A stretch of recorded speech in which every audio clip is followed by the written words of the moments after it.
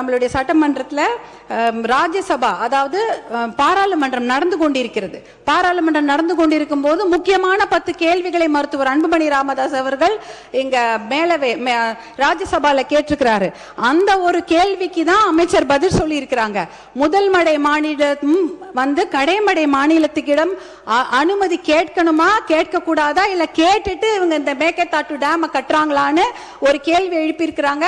அப்பொழுதுதான் நாங்க அமைச்சர் பதில் சொல்லி இருக்கிறாரு.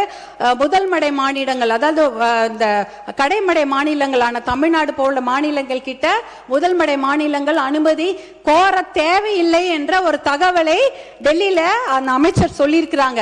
இந்த கேள்வியை கேட்டதே மருத்துவர் அன்புமணி அவர்கள் தான் ராஜ்யசபால. அடுத்த கேள்விக்கு அடுத்த நாள் இன்னொரு அமைச்சர் பதில் சொல்றாங்க.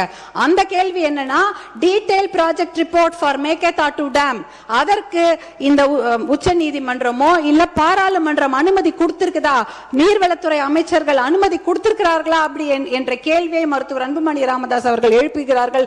அந்த கேள்விக்கு தான் நீர்வளத்துறை அமைச்சர் மத்திய அரசு நீர்வளத்துறை இணையமைச்சர் பதில் சொல்லியிருக்கிறாரு. அப்படிப்பட்ட விரிவான தகவல் அறிக்கை டிபிஆருக்கு எந்த அனுமதியும் பாராளுமன்றம் தரவில்லை, அமைச்சகம் தரவில்லை என்ற பதிலை சொல்லியிருக்கிறாங்க. இந்த கேள்விகளை கேட்டு பதிலை பெற்றதே மருத்துவர் அன்புமணி அவர்கள் தான்.